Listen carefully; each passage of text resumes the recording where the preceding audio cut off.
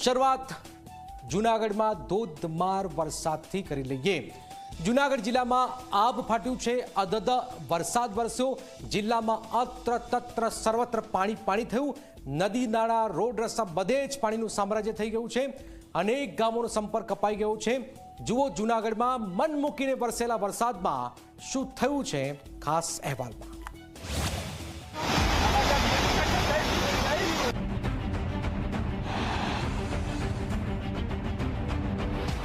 આ પાણી નહીં, પાણીનો પ્રચંડ પ્રવાહ છે।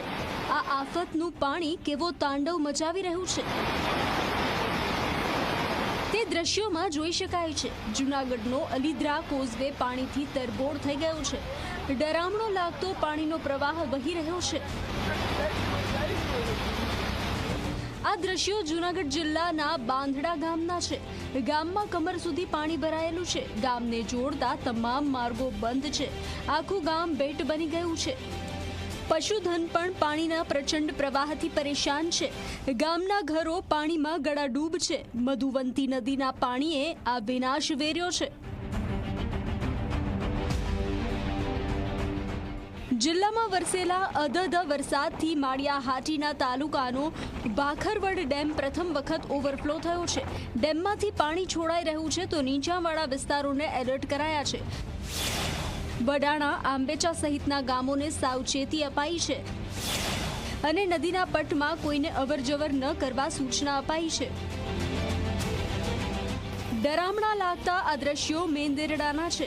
આખું ગામ જળબંબાકારની સ્થિતિમાં આવી ગયું છે।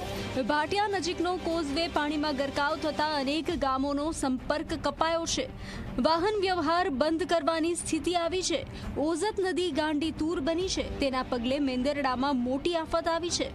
દ્રશ્યોમાં પાણીએ કેવું સામ્રાજ્ય જમાવ્યું છે તે જોઈ શકાય છે।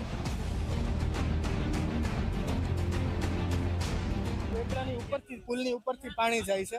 આ રસ્તે અમે કહીએ છીએ કે કોઈ આવવું નહીં। આ રસ્તો બંધ જ રહેશે। 3-4 કલાક માટે પાણી ઓસરે તેવી કોઈ સંભાવના નથી। આ કોઈ નદી કે ડેમ નથી। આ દ્રશ્યો તો મેંદેરડાનું દાત્રાણા ગામના છે। ગામમાં પાણીએ એવો વિનાશ વેર્યો છે કે નજર કરીએ ત્યાં પાણી જ જોવા મળી રહ્યું છે। આખું ગામ ડૂબી ગયું છે। નથી રોડ દેખાતો કે નથી રસ્તો દેખાતો। દેખાઈ રહ્યું છે તો માત્ર પાણી। મેંદેરડાના દાત્રાણા ગામમાં કેવી આફત આવી છે તે આ દ્રશ્યો પરથી જોઈ શકાય છે।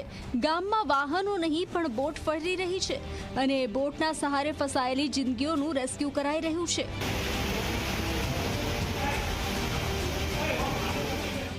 દાત્રાણા જેવી જ સ્થિતિ કેશોદના મધરવાડા ગામમાં સર્જાઈ છે। ગામને જોડતા માર્ગો પર કાર કે ગાડી નહીં પણ બોટ ચાલી રહી છે। આજ બોટમાં ફસાયેલા લોકોને બહાર કઢાઈ રહ્યા છે। એનડીઆરએફની ટીમોએ મોરચો સંભાળ્યો છે। જૂનાગઢમાં આફતનો વરસાદ સતત વરસી રહ્યો છે અને તાંડવ મચાવી રહ્યો છે। આફતનું ભરાયેલું આ પાણી ક્યારે ઉતરશે તે કહેવું હાલ મુશ્કેલ છે। અશોક બારોટ, ઝી મીડિયા, જૂનાગઢ।